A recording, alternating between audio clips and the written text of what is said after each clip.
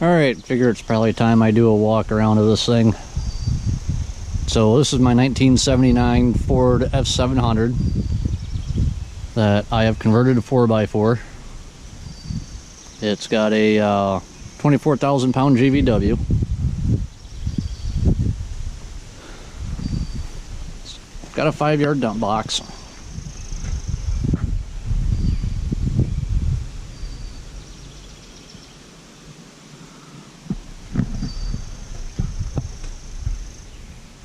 This was a 134-inch wheelbase truck. It is now a 146-inch wheelbase truck.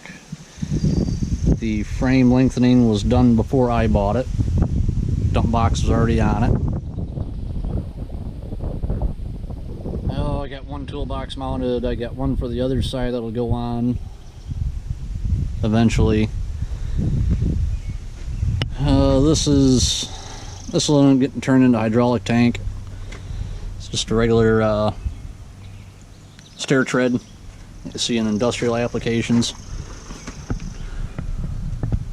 I think it was like 70 bucks.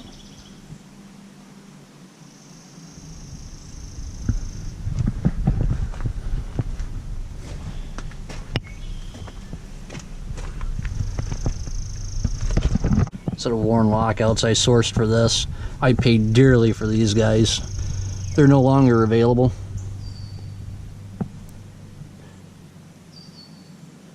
But I managed to find a set about 5 years ago. So I bought this truck 10 years ago. Got it from a logger friend of mine up the road. It was headed to the scrapyard. And he shot me a price on it, and I bought it.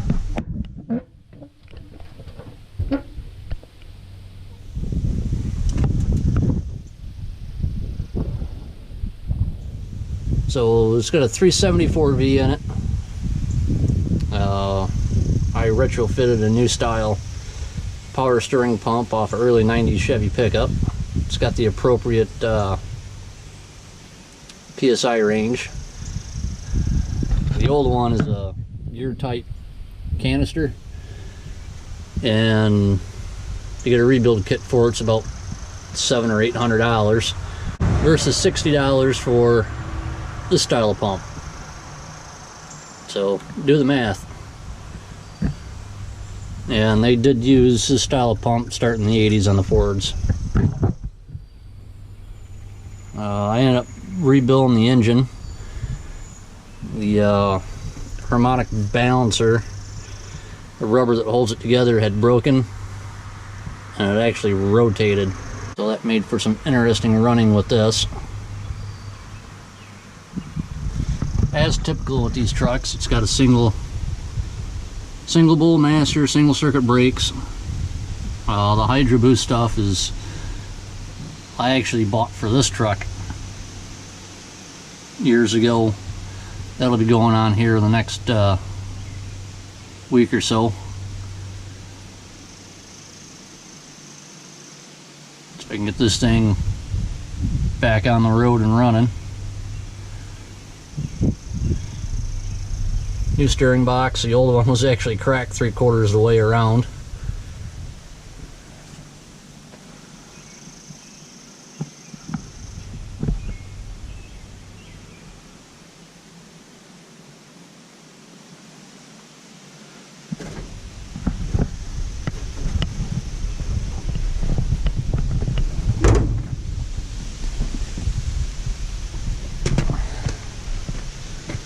Installed some LED headlights in it.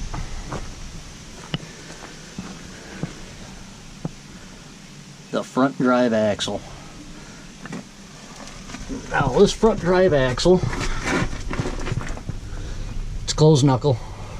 It's got a Bendix Weiss style joint in there, housed in gear oil, which I still have to mount the front brake lines. part of what I have to do. There is a bracket or a guard that bolts up here to the top of 3 of these, and it actually comes down and over and covers the old brakes. There's a rubber hose that came through here, and then back around there's a T-fitting on the back side. So I got to get those mounted, and I got to build an offset bracket so I can mount these up here, so I've got the appropriate travel I need. Probably something like that. And if you're curious about the original Ford part number for one of these, this is the passenger side.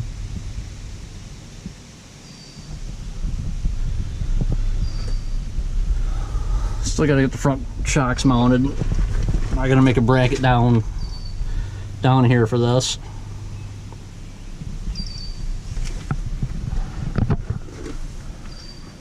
Now, what's kind of unique about this is that this front drive axle's got a removable diff cover. You don't see that a lot on medium duties. This axle came out of a 1950s GMC M211, which is part of the G749 series of military trucks known as the Cadillac Deuces. Now, the M211 series of trucks are dual rear wheel trucks, and the M135s are super single trucks. They ran 1120s instead of the standard 920s, but they use the same axles, same powertrain, same everything. It's just one was super single, one wasn't. This front axle, under the G749 series of trucks, is actually originally a high pinion axle, so the output would have been up over here instead of down here. Now this has got a standard cut ring and pinion in it, so they got to, and the third member is the same between the front axles and the rear axles. They did that for parts compatibility and commonality. Now, the transfer cases for the G749 series of trucks, the front drive shaft spun backwards from the rear output. And they did that so that the ring and pinion would run on the drive side of the gears instead of the coast side. So I swapped this chunk around, and because I did that, I had to cut a fair amount out of the inside of the housing, because this is actually notched for the ring gear. This is a 12¼ inch ring gear, and it's got a load bolt on the back side, and I had to move the stud over, so I ended up taking a bolt, cutting it off, welded it to the housing, and bolted it back on, so I could make sure that the ring and pinion would actually drive on the drive side instead of the coast side and a low pinion application.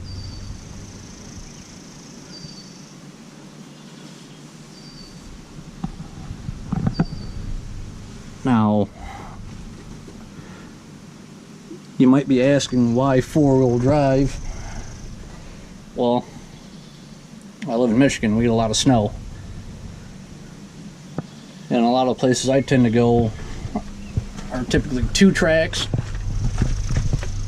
And when I bought this truck,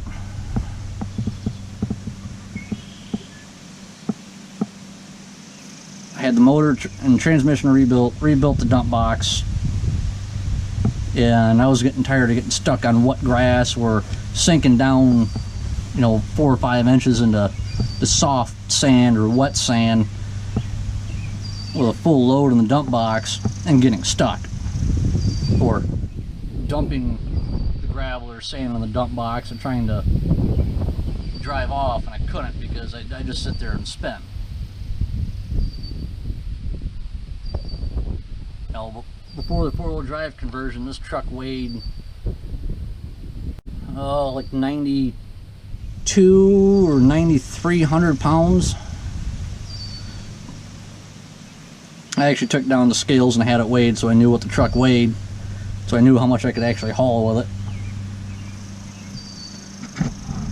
And also, 9,000 pound truck getting stuck empty on wet grass or frozen grass. It was embarrassing.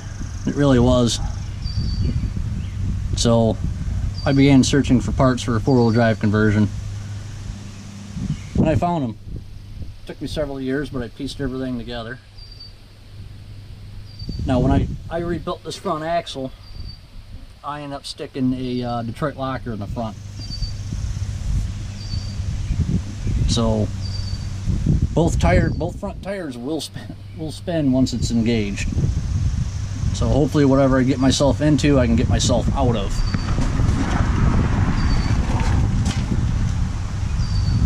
This front axle's got a 6/17 gear ratio in it, and you can tell that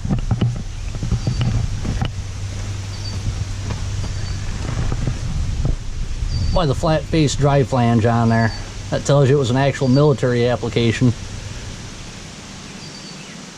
and that was a 6/17 gear ratio. If it had a yoke style, they did have one with a lower gear ratio. It was a 5 something. Can't exactly remember if it was a 513 or a 556, but it was a 5 something gear ratio, which I'm fine with the 6/17 gear ratio, because the rear axle on this truck, it is a 2-speed, and according to the tag, high range is 6/17 and the low range is an 858. Now granted, if I've got this four-wheel drive with the front axle engaged, I can't use a 2-speed rear. But when the front axle isn't engaged, I can still use it, because I've got lockouts on the front, and I've got 2-speed air shifted transfer case. So there shouldn't be any issue with that. I had 2 new drive shafts made.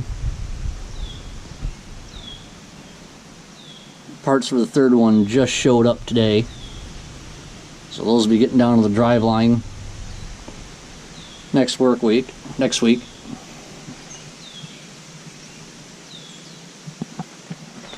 This runs 1410 U joints.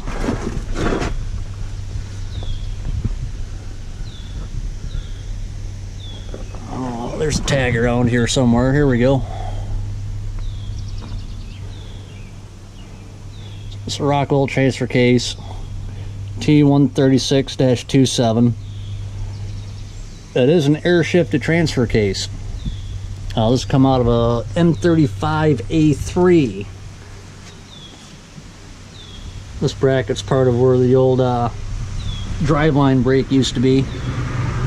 Used to be on here, but it was big enough where it wasn't going to clear everything I needed it to clear, because this is such a short wheelbase truck. Just kind of wishing it had another 12 inches of wheelbase on it. It would be a lot better and a lot more beneficial to me, but it is what it is. Old PTO for the dump body. Now, this used to go right where the transfer case is. PTO shaft parts just showed up today, so this is going to get rerouted and rerun. I still got to finish the rear cross member. I got that hung and mounted so I can move it around my place. The truck's not roadworthy right now, so I got to put a piece of channel iron in here and run it across and then weld gussets back over to it. And I'm going to end up cutting this way down yet. Put a cap across this and start up there and kind of bring it down at an angle with a really wide plate to tie down into this channel iron, and then run it over.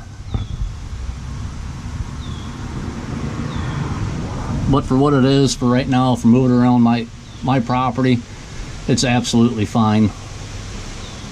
I gotta redo the dump valve control.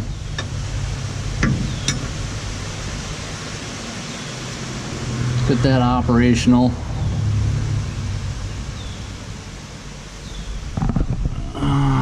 This is the old vacuum booster for the vacuum brakes. That's going to go bye-bye. And the other aluminum box I have is going to go up here. I got some 4-inch pipe from, so I can make an air tank for the air compressor. I got to get that put together. I got enough space where I can mount it above the fuel tank but below the cab, so that'll be going on the outside, so I can make sure I keep room down here to work on stuff. This is a lever for the dump box control. This is going to end up getting cut way up high. Another hole put through it, and then that rod that actuates that is going to end up being more up in here, so I can run it between the rear cab cross member and the rear cab. I had to cut the rear cab cross member out, put in a chunk of 8-inch pipe to reinforce it, bridge it. Still got to weld the tops here.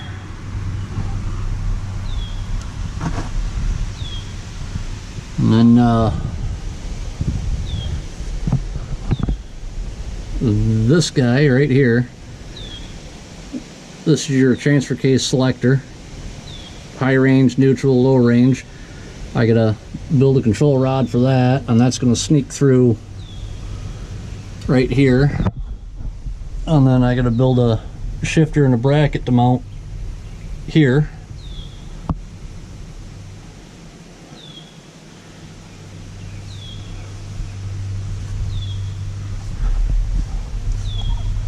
Drive shaft for this.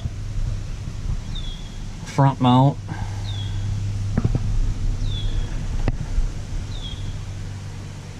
There's a passenger side mount for the transfer case.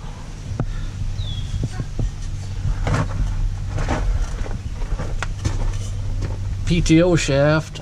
I'm gonna have to take from right here off of the PTO, and I'm going to end up coming from there, and I'm gonna run it up in here somewhere for the first mount up. I got some pillow blocks.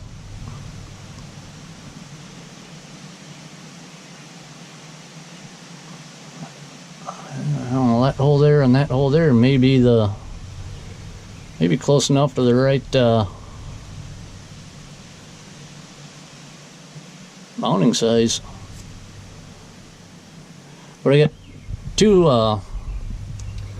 high angle or misalignment pillow blocks, so I can run from there to there with one,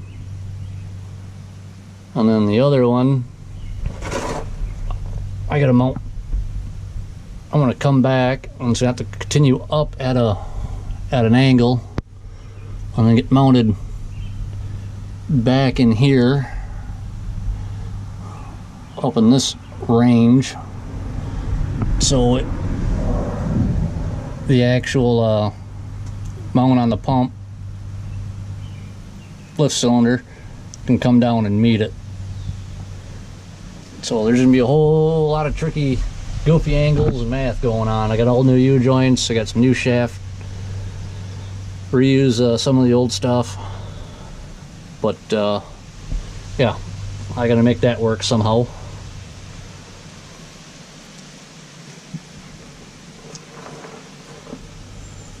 So this guy here, this is the air cylinder for the transfer case. Takes right around 30 pounds of pressure to get it to work. I'm gonna unbolt this and probably rotate it 90 degrees. I might not have to. I might be able to get the airline to bend, but I gotta watch the exhaust, so I may pop that off and rotate it 90 so the air comes out the top and over.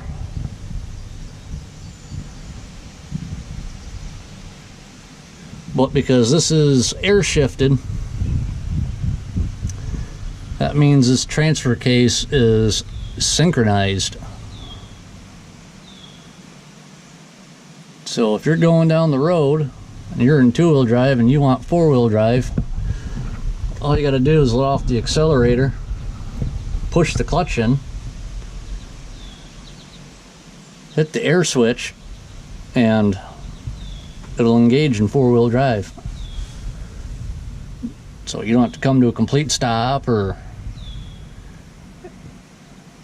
anything else. It's just on the fly. It's true on the fly four-wheel drive.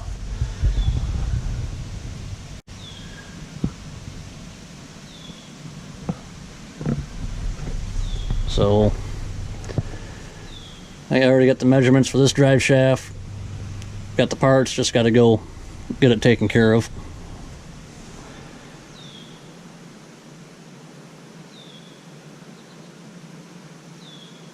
That's this week's project.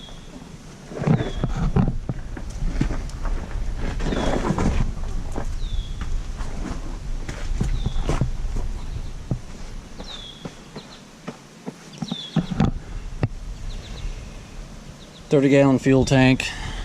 I gotta get straps made to mount that down.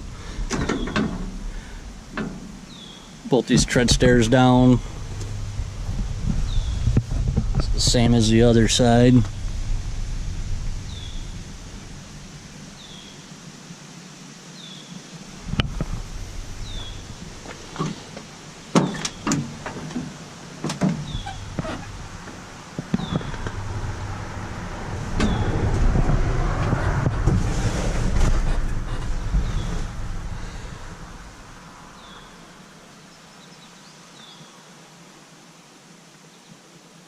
Now this interior is more complete than my F600, but I've also had this truck longer and I've put more money into this truck than I have the other one.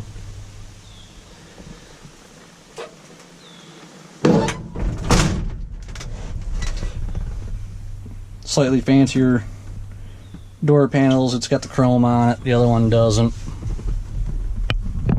This truck originally had dual fuel tanks. It no longer does.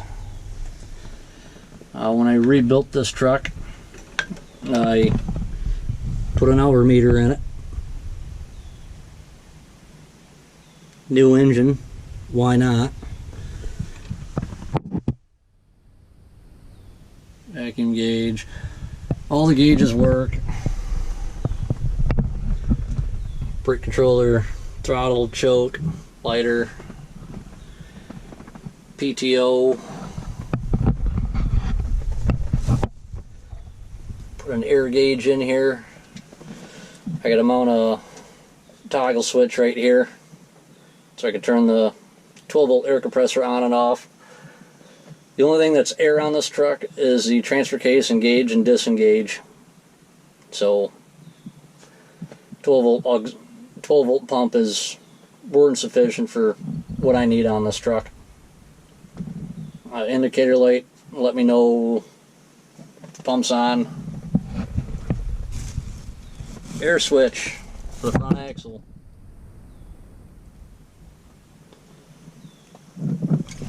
And it does work. So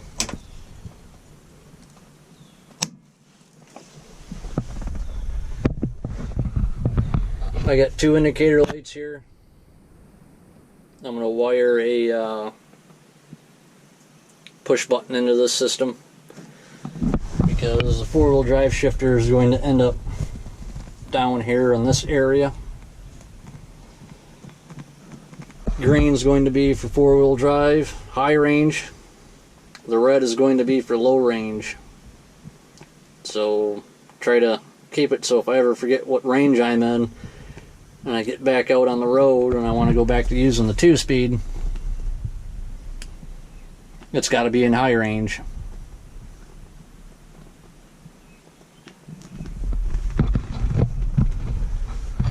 Oh, the cardboard headliner's falling down. It's gotten worse over the years, but whatever. I do have a new back glass for this. It's a dual slider. I gotta get that swapped in one of these days. Get a little more airflow in here. It's got a 4-speed NP 435, so it's got the granny low gear, and then 2, 3, 4, and reverse. This truck actually starts pretty easy. It's been about a week since I've started it, so.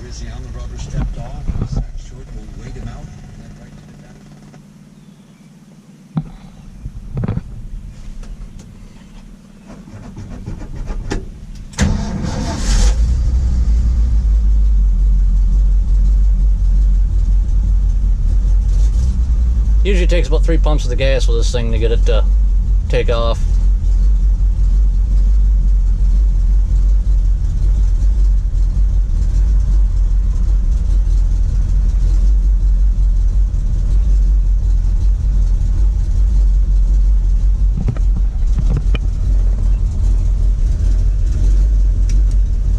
Idles 600.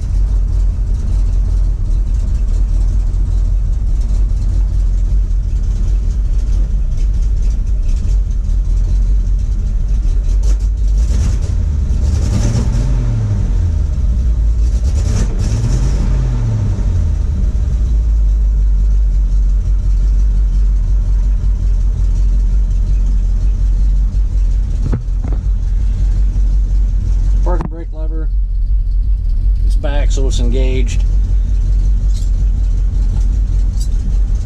Squeeze that, pull back a little bit, and then forward. Now it's disengaged. It's re-engaged. Dump body lever. All the way forward is down. All the way back is up, but there's no linkage, so it's not going to do anything anyways.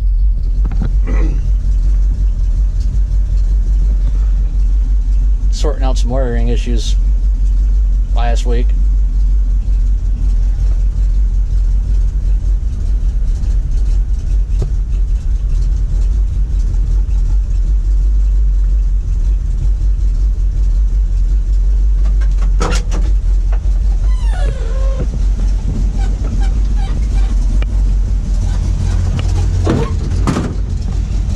I gotta cut this off.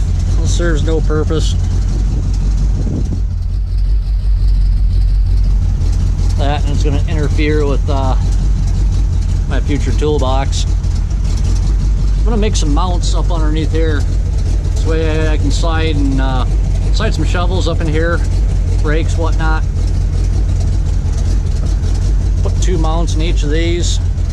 So I got, you know, a shovel and a rake on this end, and on the other side will be another shovel and a broom.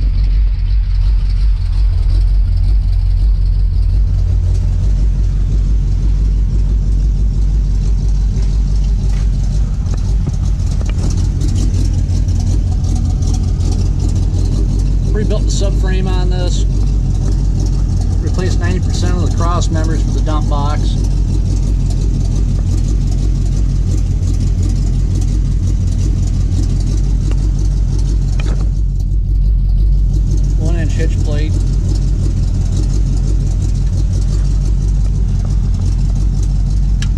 regular 7-way, but I didn't go with the normal style of 7-way. Kurt makes a much better designed 7-way.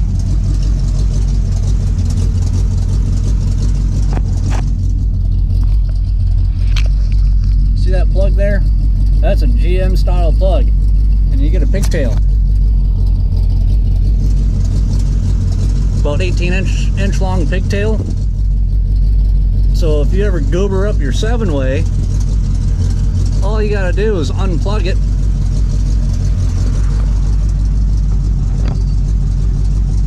unbolt it, and put a new one in. No more cutting wires or...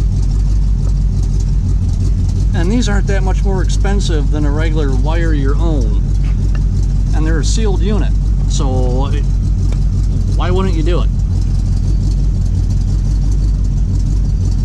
You know, so this doesn't get smashed or it gets corroded internally like they like to do. Unplug the pigtail, unbolt it, and put a new one in. 20 bucks, be done with it. And these bolts are not through bolts. It's 1-inch plate, so I drilled and tapped them. Still got to get a license plate light mounted on here. This is the wire for it. Still got to put some wire loom on this. Some clips, tuck it up real nice, out of the way. Got to get wire loom on this yet. Yeah, I mounted my reverse lights up there, or not reverse lights, but running lights, brake lights.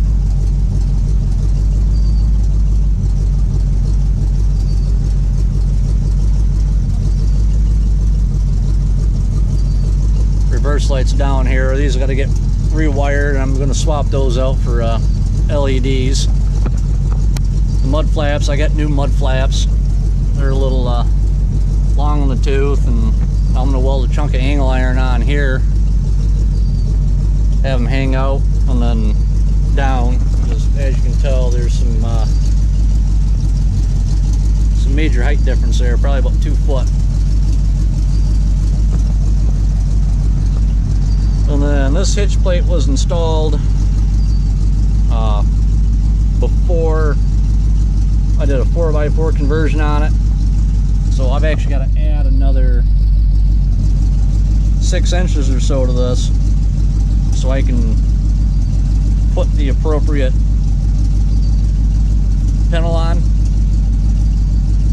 And I'm going to end up putting a swivel pintle on it. Just ordered that today. This way I can have a 24-inch height from the ground to center of pintle. And I'm running 24 because if I ever need to haul my trailer around to move it, not only can I do it with this pickup or this dump truck, but I can also do it with a pickup truck. So if I just got to go get it and haul it somewhere, instead of grabbing the dump truck, I can jump in my pickup and go get it.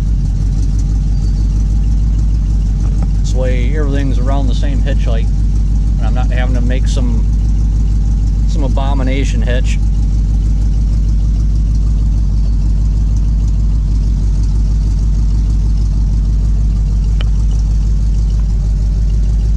A little mousy. Come down from the top of the transmission.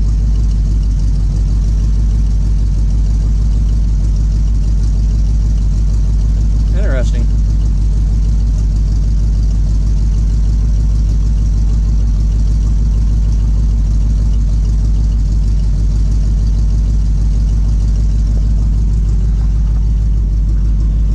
I got to rebend the tailgate on this.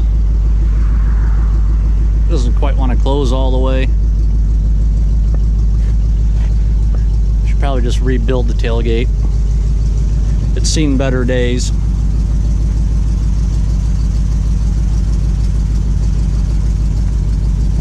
But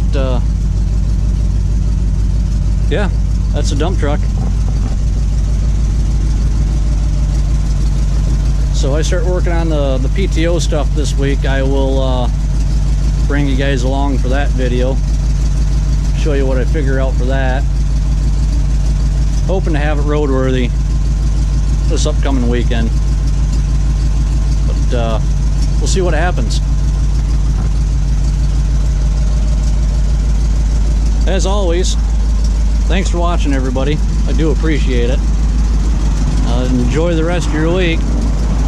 Hopefully I'll have something out next weekend for you.